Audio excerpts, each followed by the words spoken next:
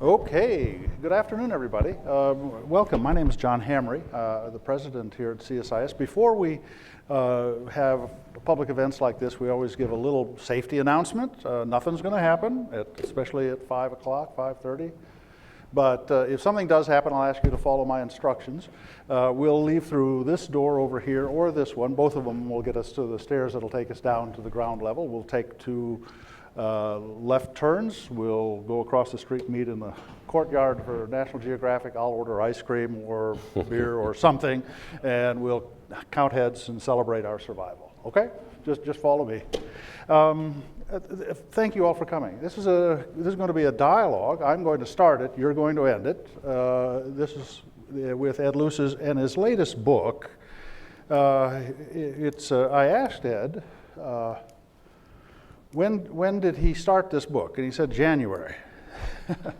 So fill in the details here. How did you get going on this? Obviously, it has the quality of reflecting on our last election, but with the perspective of years of observation. Share with us how you thought about this book. So the book, is quite short in book terms. It's 55,000 words. I estimate it's 3 hours to read. Obviously takes longer. I took about 10 days. But this is like with 3-minute snatches, right, in between. You probably did it in 3 hours. But in a way, I've been working on this book for years. So my last book in 2012, Time to Start Thinking, was about the hollowing out of the middle class and the political implications of that, the polarization, the old phrase from Barrington Moore, no bourgeois, no democracy, that when the middle starts cratering in the economy, it comes in danger in politics too. And that was 5 years ago. And of course, covering the Tea Party, but also the GOP campaign, not just of 2016, but of 2012, which was there were sort of human freak show elements to that in the early stages that indicated politics was radicalizing and changing. So it sounds like I wrote it in a very short period of time, and I physically did, in a few weeks. But this has been gestating for years. I think this is the issue of our time. No, it's clear you've been thinking about it. It's some very, very thoughtful perspectives.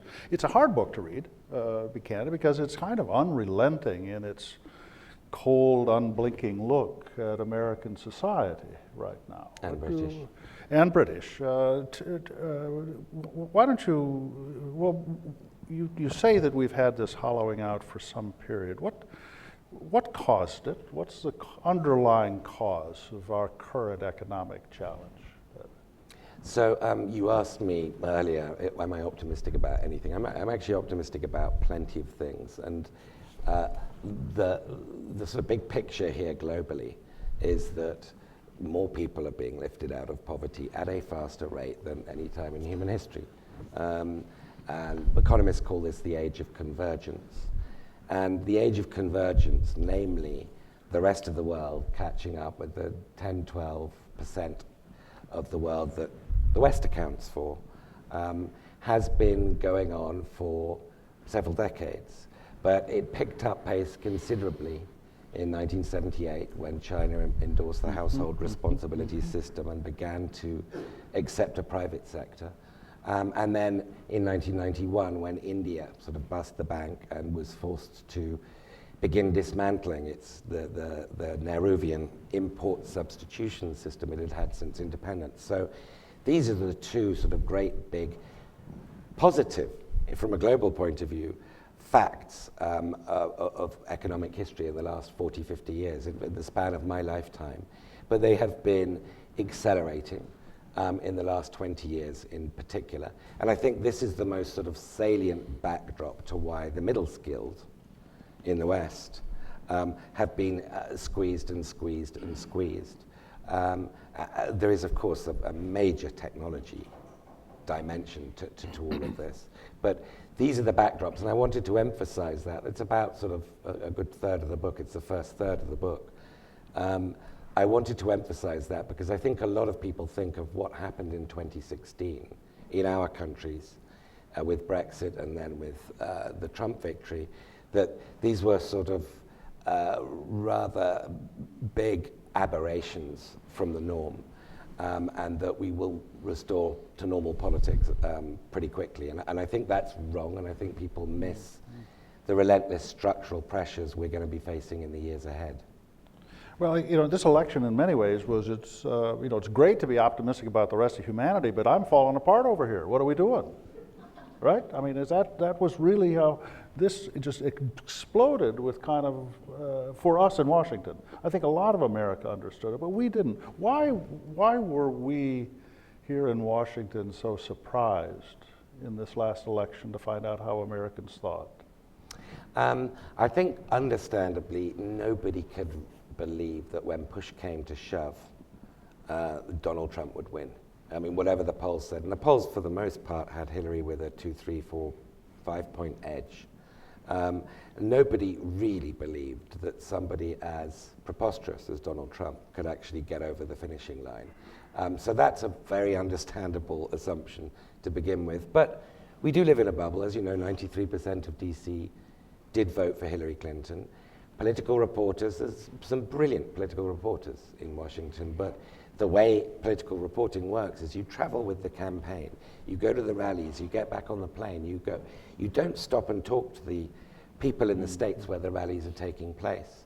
And also, your political career, your journalistic career as a reporter, is kind of hitched to your candidate's fortunes. If your candidate wins, you become White House correspondent. Right. So you're spending all your time talking to the team, and you're doing the ins and outs, which advisors are up, which down, which data geek is most prized at the Brooklyn headquarters and whatever. And I think even though these are highly talented individuals and brilliant, many brilliant reporters, I think the pressure to produce news is all very inward-looking, horse racy. And the sort of broad sociology out there is covered by other people, but it's not covered by political journalists. Up in the preface of your book, you have something you call the elephant chart.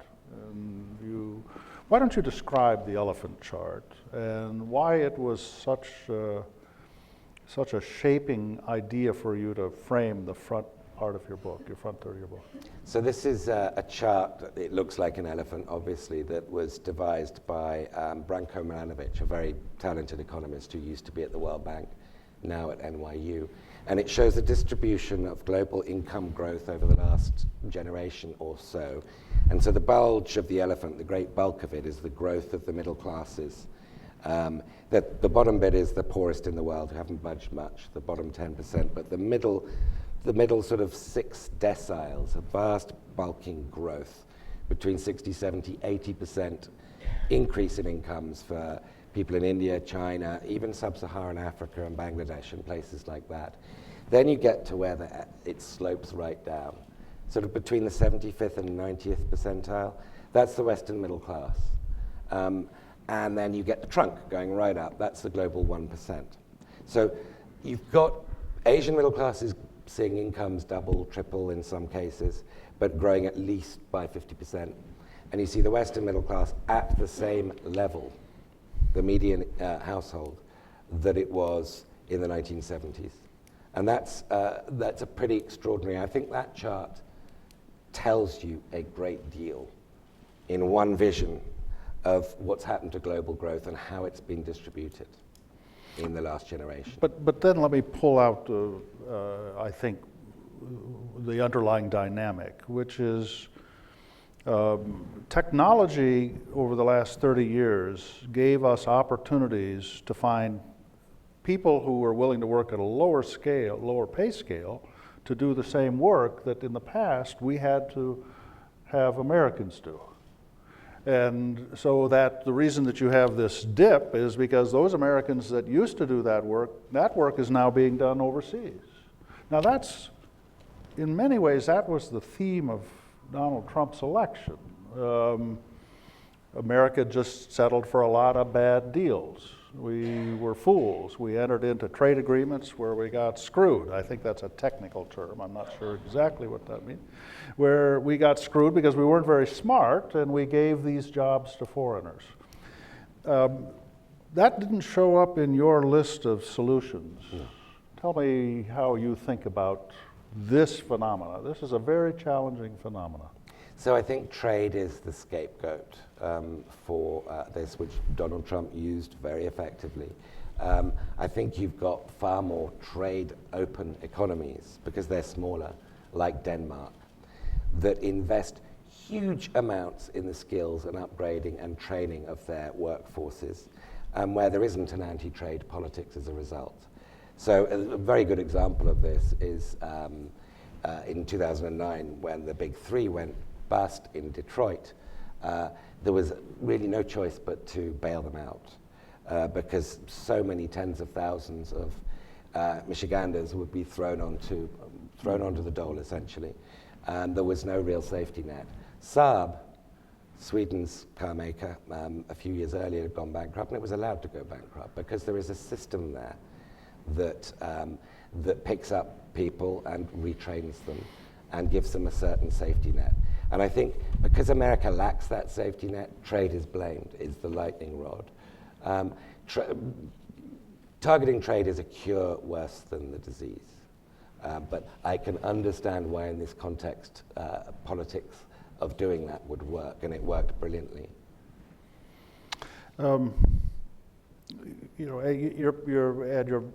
You're equally critical of the right and the left.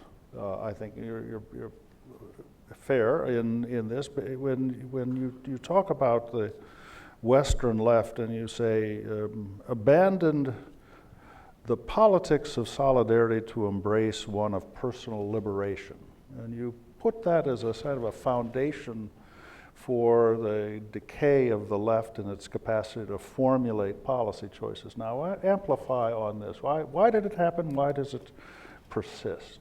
So I have this very vivid image from the 1968 Chicago Convention of the protesters, the anti-Vietnam protesters, the hippies, the beatniks, and so forth, in these running battles with tear gas, etc., around the convention hall and Grant Park, etc., with the police.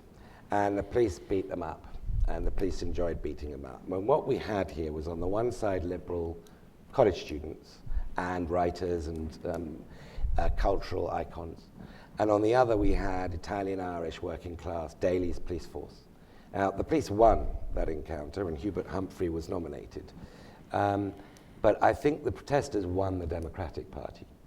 And I think the McGovern reform to the Democratic Party that followed the charade of the Chicago Convention enshrined all kinds of different voices, a diversity, a rainbow of voices on the Democratic, in the Democratic Party's mission and the primary process, but excluded the working class. And I think that that's the way left politics, broadly speaking, has gone in the last generation across the West. Now, if you just jump forward to 2008, after 15 years of third-way left politics, of Clintonism, Blairism, and very successful electoral machines that were based on aspirations, that were based on people's desire to be upwardly mobile, but also based on the assumption that basically the working class had gone. They were not left. And they were wrong. As Warren Buffett said very famously, when the tide went out, we realized how many people were swimming naked. Lots more people than we thought. They had been borrowing because interest rates were so low and regulation of mortgage provision, etc., all the subprime stories we're familiar with in America and Britain. And the left behinds were far more numerous than the new left had supposed. And the left had left them. The left was part of the establishment. The left was bailing out Wall Street, but presiding over a system in which people were having their homes foreclosed on them. They weren't being bailed out.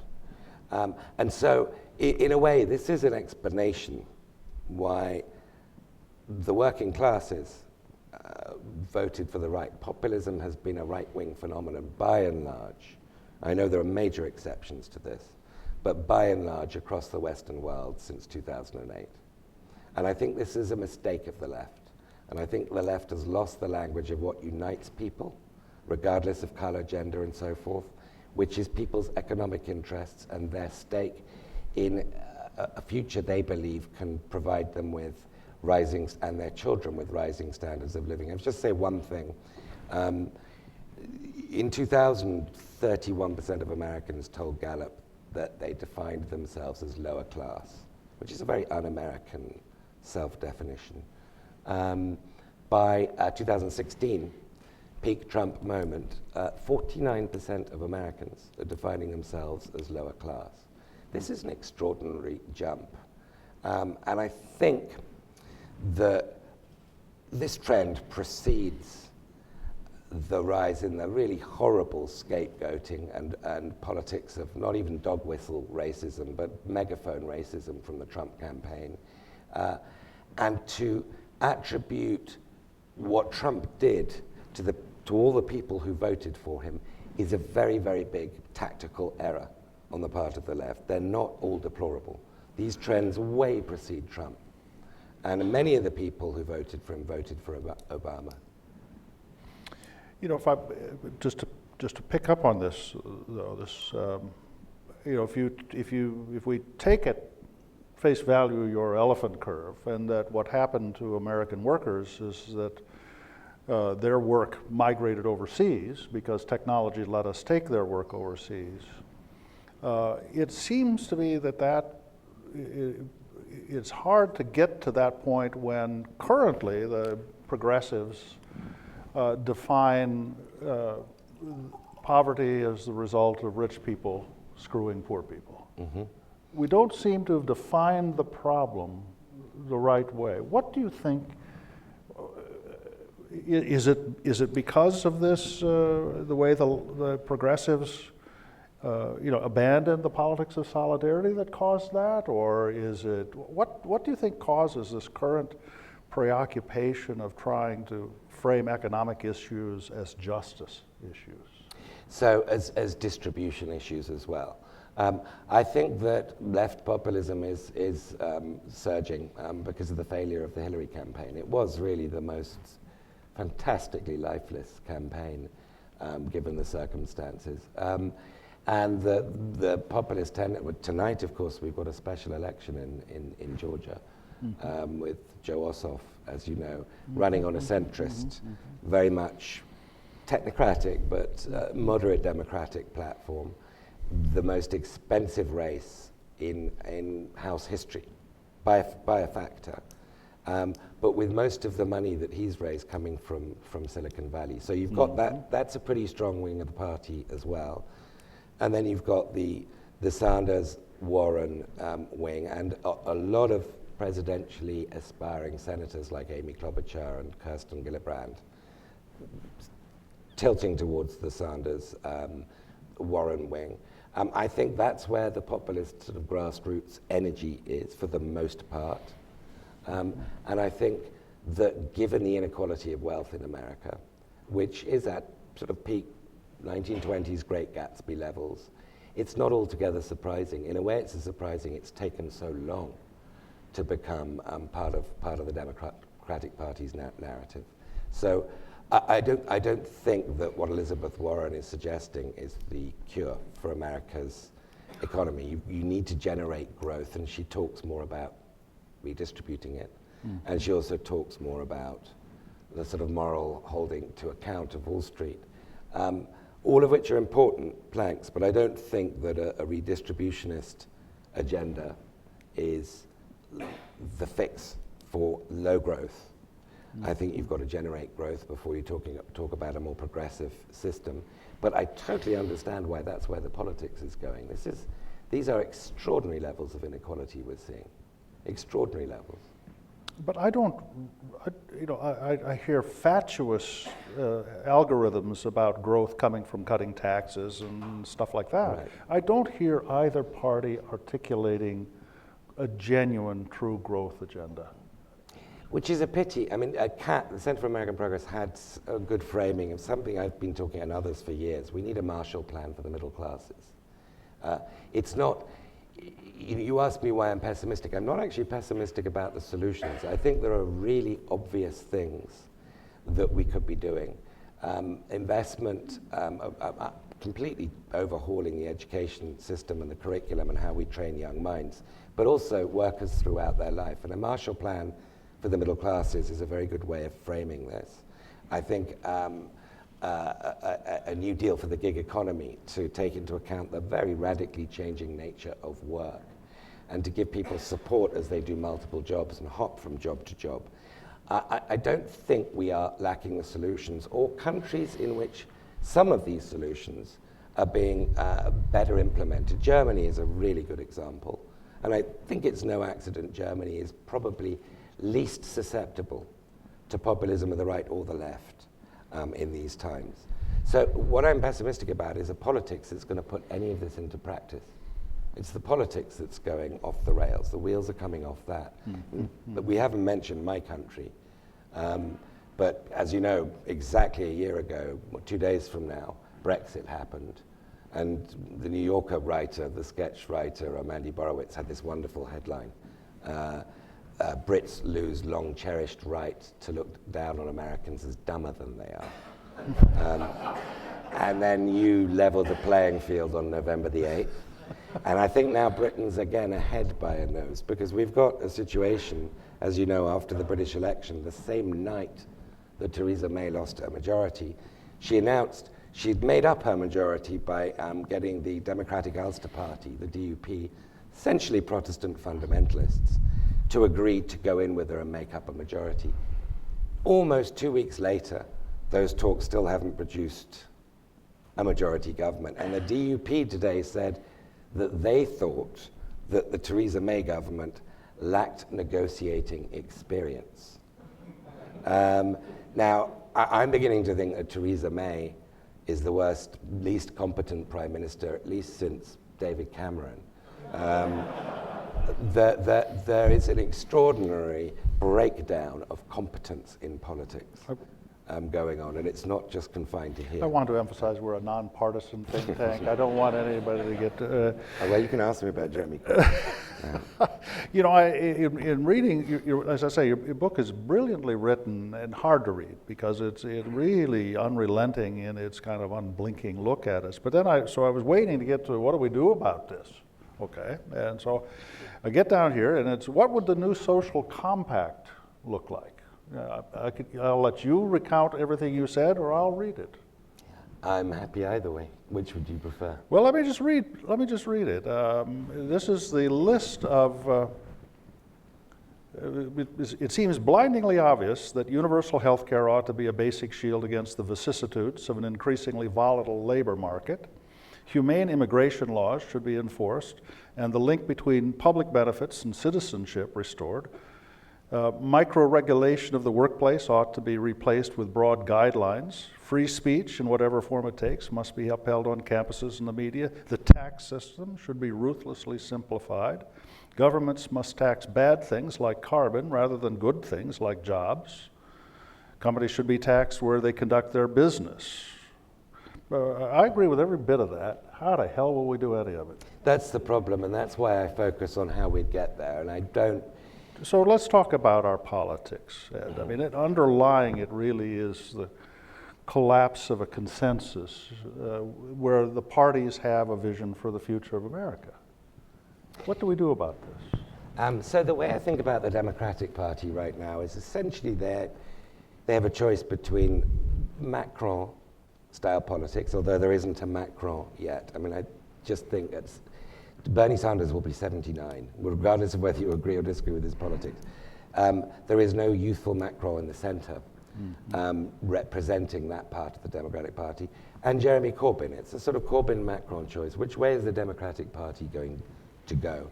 And I don't know, is the answer. If Ossoff wins tonight, I suspect the Macron wing will be enthused and emboldened.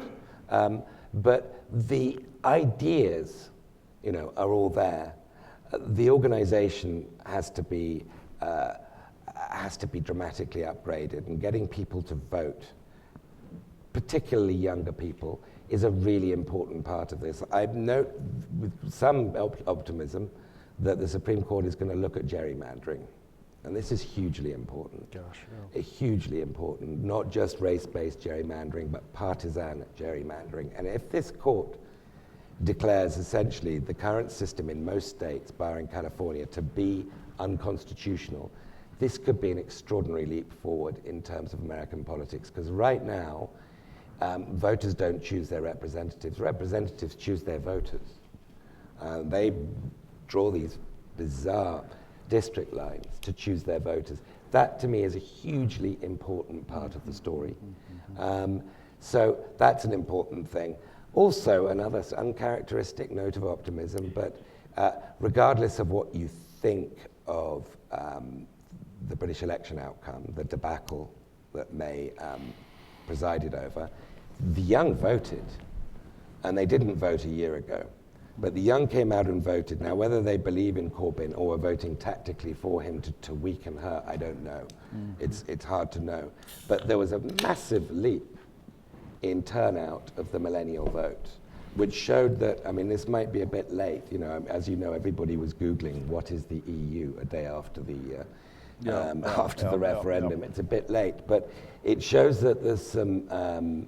It showed there's some awareness and awakening and politicization on whatever level, left or right, amongst young people that just wasn't there a year or two ago. And you know, you feel that when you talk to young people, way more plugged in. You also feel it, to make a slightly selfish point, in the media, that the demand for non-alternative facts has soared. Yes, that's true. In the last 6 months. Our circulation's been really bumped up quite dramatically by Brexit and Trump. New York Times, as you know, added 289,000 subscribers. They've come back from the dead. Q4. Washington Post is in a golden age. And so there is an awakening. There is a demand to know what on earth is going on and why. And it might be belated, but it is. I would describe it as a potential awakening. That, of course, is a precondition for rebuilding politics. So I'm not as pessimistic as that sort of conclusion might suggest. But it will take a long time to get to a politics that can tax carbon rather than labor, which is so damn obvious, right? I mean, it's blindingly obvious we should be doing this. That doesn't seem to be the mystery. Just to point out, there's a very interesting story today that 4 old bull Republicans have come out for carbon tax. I don't know if you saw that. George Schultz and Jim Baker. And there's a group that's working on it. It's interesting, very interesting. Okay, colleagues, I've tried through this little colloquy to give you a sense of the character of the book. Now, most of you haven't had a chance to read it yet, but I hope that you sense the issues that Ed is wrestling with. And so now let me turn to you and ask you to raise your questions that you would present to Ed, given that you now understand a little bit of the scope of what he's been writing. We'll start right here in the back, and then I'll come up here. Okay. My name is Edward Campbell, and I'm unaffiliated. Are you aware of any poll that was taken of the, let's call them the Trump voters, that asked the question something like, what is the one reason that you voted for Donald Trump? I can think of things like jobs, immigration, hatred of Hillary, climate change and science. There are probably others, but I'm wondering if there's one thing that stands out as the reason for these voters to have voted for Donald Trump. Well, so as you know, most pollsters they give choices, you can check various boxes, and then they rank them. And immigration and jobs came very high up. I'm not sure how useful these multiple choice answers are, to be honest. I think that a better way of looking at what happened is the substantial literature there is on negative partisanship, namely that people join parties nowadays not because they believe their party's agenda is going to be put into practice. They're very cynical about politics, with some reason, but because they hate the other party. And that this negative partisanship, this sort of Schadenfreude motivations, I think is a huge driving force behind Trumpism. And it explains why a lot of sort of hardcore Trump supporters don't really care if he doesn't get an infrastructure bill through or builds an actual physical wall on the US-Mexico border. They just love the trolling of liberals that goes on. To them, that is delivery. Watching the New York Times, have paroxysms about the latest sort of Trump outrage is a source of great entertainment to a lot of people. I don't think any poll is going to capture that. You asked him, and forgive me, I shouldn't be putting myself in, Please, but I'd say 70% of people who voted in primaries voted against Washington. And we had an election where it was Hillary defending Washington and Donald Trump voting against Washington. I mean, it was an anti-Washington year, I think. We have a question right down here in the third row, please. Sure. Hi, I'm Jim Mann. I'm an author at Johns Hopkins SAIS. And I wanted to ask you a little bit more. You started by saying that trade was a scapegoat, and then you also went into the history of the Democrats. But I wanted to see if you might fill that out a little, because you're speaking of trade in abstract terms, but it's a matter of sheer history. In the 90s, it was the pro-trade Democrats who forsook, is that the labor movement, enacted several trade measures, NAFTA, but much more importantly, China in the WTO.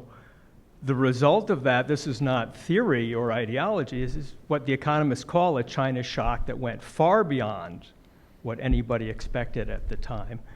The Democratic prescriptions at the time were, well, if people lose their jobs, they'll find others. And then 20 years later, they say, oh, well, we really should be providing more sustenance for people who lose their jobs.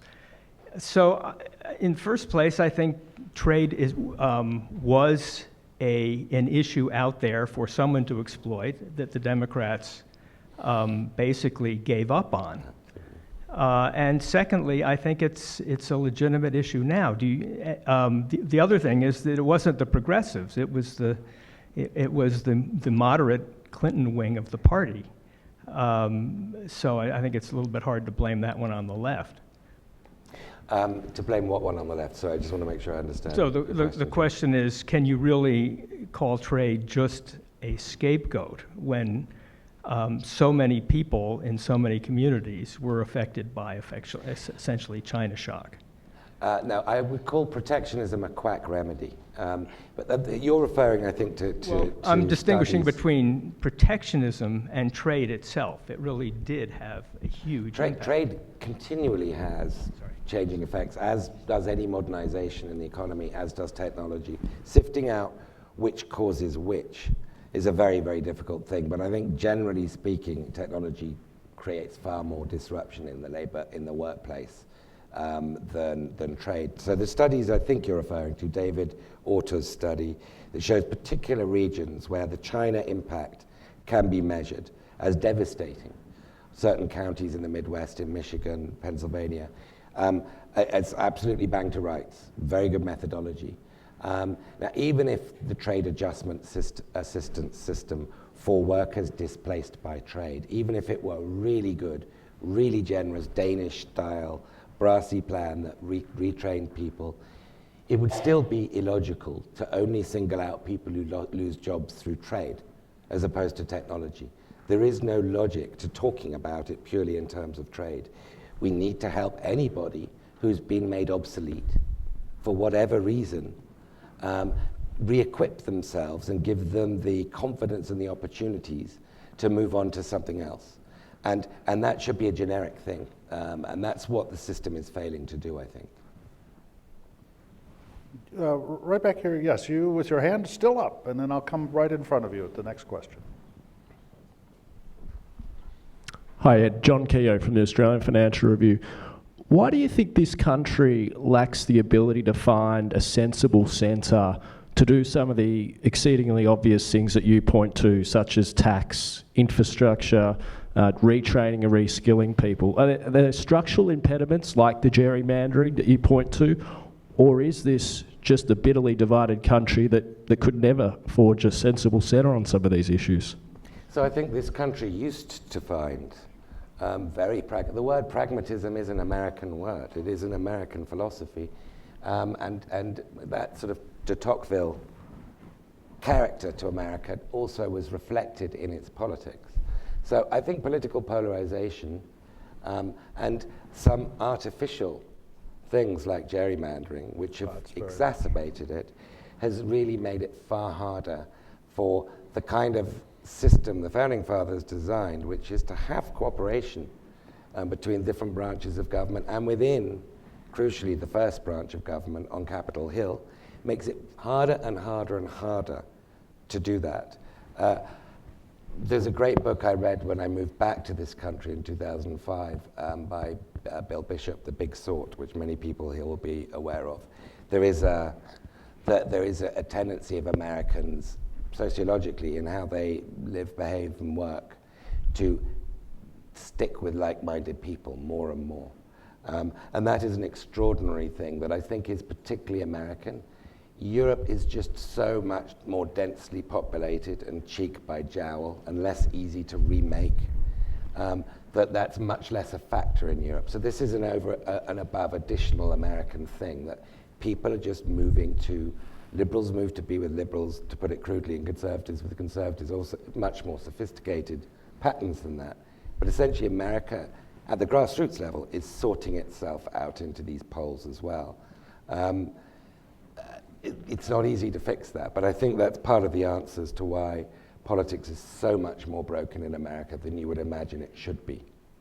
Can I take your question, though, and add a dimension to it to ask Please. you? Politics in Washington seems to be completely broken, but politics at the local level seems to be working. You know, I mean, you go out to Republican governors are actually pretty pragmatic, and they're trying to bring jobs in. I mean, why is politics failing in Washington and politics at the local level working?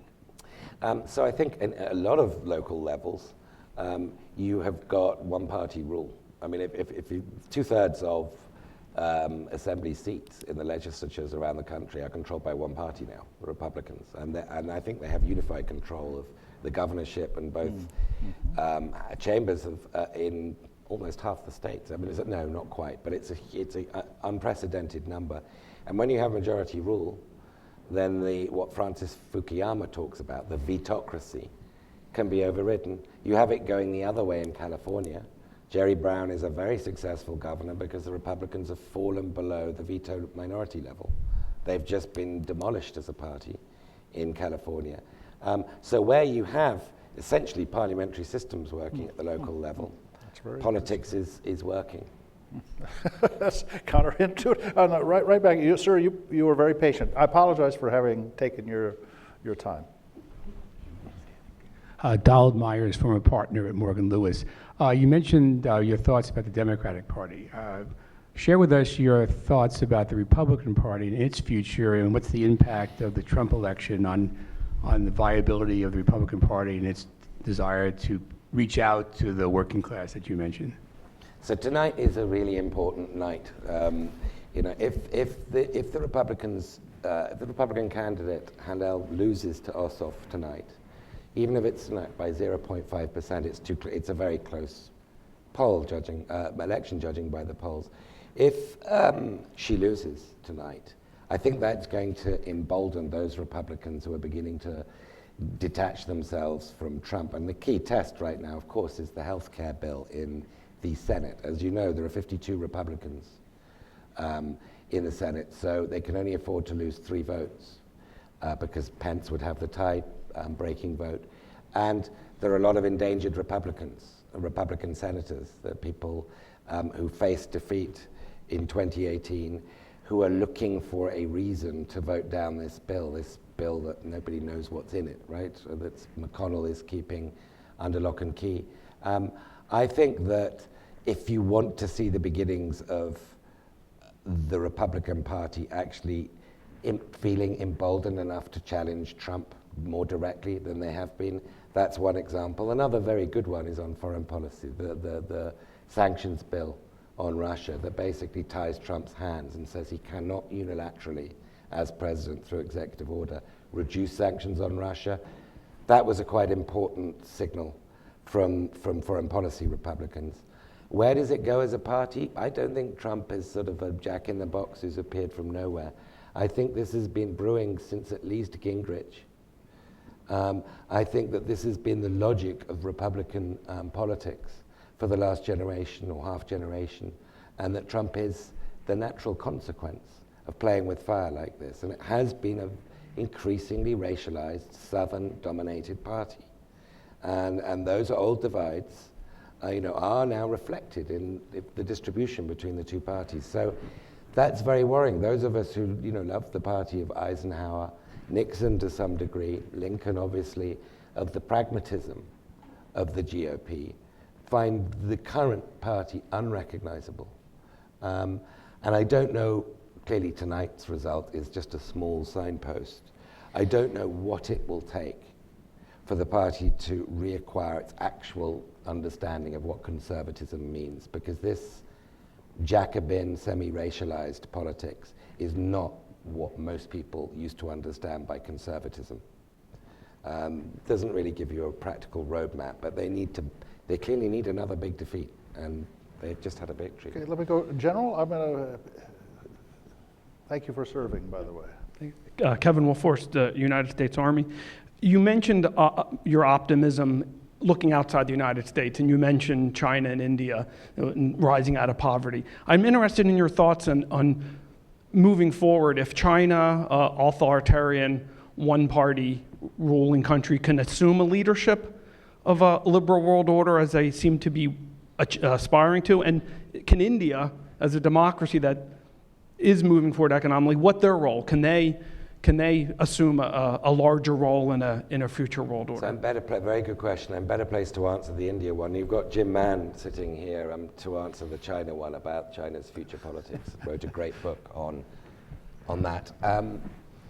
India is now faster growing than China. It's a much smaller economy because China's been growing double digit for 30 years. India's only really sort of got up to the 8-9% level in the last few years, but it doesn't take very much for India to continue to grow at that rate. It's just, when you've still got a third of your country illiterate, when half your roads are not all-weather roads, and a lot of the agricultural produce, therefore rots before getting to market, when there isn't a logistics cold storage system. These are pretty easy things to fix. This is low-hanging fruit. India's at that stage where 8-9% growth is not going to be that difficult to achieve. And so India is increasingly going to become the twin engine of demand with China leading the global economy. I feel very confident that because Indians give very different answers to are you feeling optimistic about your children's future than we give, I feel very confident that whatever the challenges to India's deeply plural system of politics that, say, the BJP and Narendra Modi present, and they do, whatever those challenges are, the system will be pretty well weathered, that the antibodies will be pretty strong because it's a more optimistic place. The same applies to China. I'm very hesitant to, our teleological view of history would be that China should be just gradually liberalizing and democratizing more and more as it gets wealthier. But Xi Jinping has been taking China in the opposite direction in the last 5 years and shows every sign of consolidating his grip on power at the 19th Party Congress in September and continuing to move it in a Chinese direction, as they call it, and a nationalist sort of pattern to it. So I don't know whether anything's inevitable. We used to believe, you mentioned the 90s, and I very fortunately as a foreigner, was employed extraordinary opportunity as speechwriter to Larry Summers when he was Treasury Secretary. So I sort of got this completely unearned front row seat for a while on the triumphalism we had in those days, the West in general, and Washington in particular. And the assumption was just simply the further you get up the ladder, the closer you are to being us, because we have solved everything. And you're just going to become us. And clearly that's nonsense. And China, unfortunately, is part of the evidence, for at least in the time being, why that's nonsense. But ask Jim about this, because he's written a book on that subject and knows a lot more than me. Yes, sir, right here in the third row. Yeah. Yep. Yes, sir. Thank you. Pete Shutley, retired State Department, Foreign Service. One of the aggravating factors on our polarization is there seems to be two contradictory views of reality in the U.S. You have sort of the Democrats, crudely put, in the New York Times, and the Trump people, the conservatives, Breitbart, and Fox News. How do we ever overcome that chasm? That's a really good question. I wish I had the answer. The way I think about how liberal democracies should work is to sort of think of what the founding fathers or other great liberal thinkers like John Stuart Mill thought of the strength of democracy. And their idea was that arguments should fight it out and the best will win, because it's all taking place in one public square. But when you have these completely separate public squares that don't even talk to each other, and that aren't even linked by alleyways, it's very, very hard to know what you do. And we value the First Amendment. We cannot go all Singaporean on people and just insist that, the fairness doctrine is not going to come back. Walter Cronkite is not going to come back to life.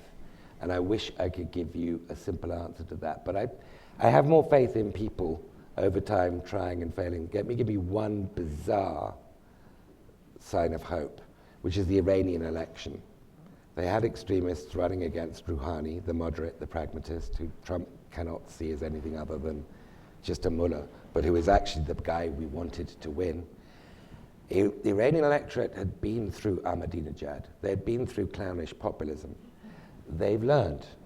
And so funnily enough, maybe we've got something to learn from the Iranians, because I think people learn over time and they go from one pole to the other, and I think we will adapt.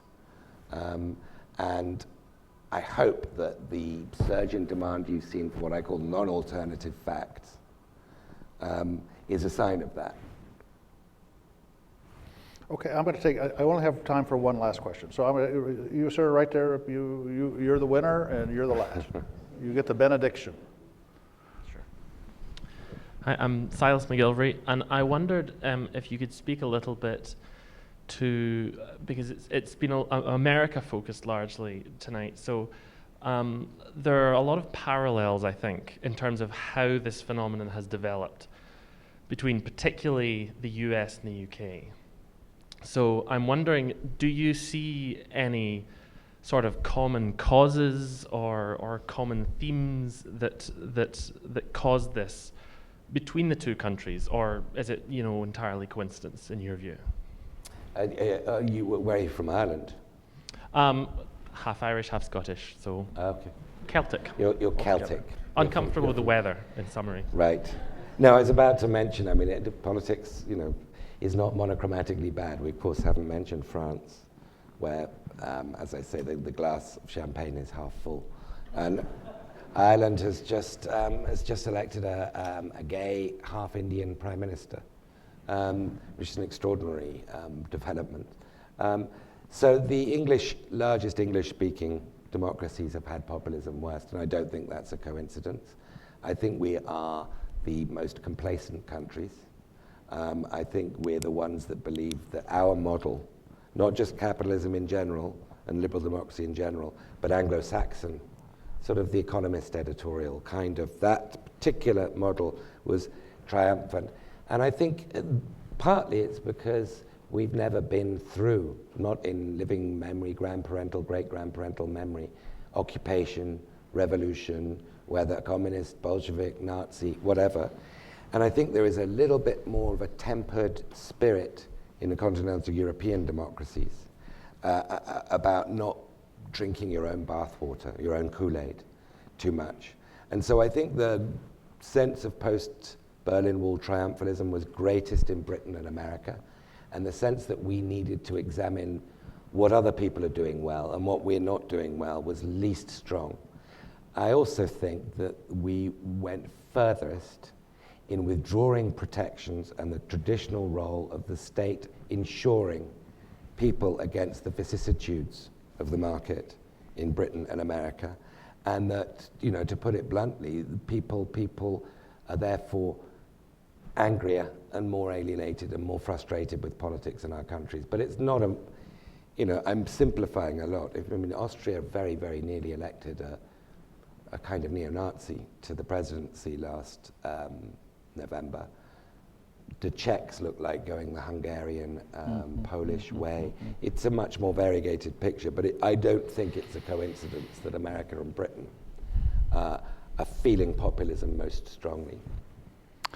He said it only took 3 hours to read this book. It took me 10 hours to read it because I kept arguing with him every other page. But it's a wonderful book to force you to think, and I would encourage you to pick up a copy. It's worth this time. Would you please say thank you to Ed with your applause? Thank you very much. Thank you. That was really great.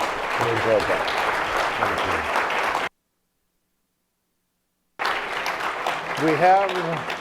We have refreshments outside, so please take a few minutes, grab a glass of wine.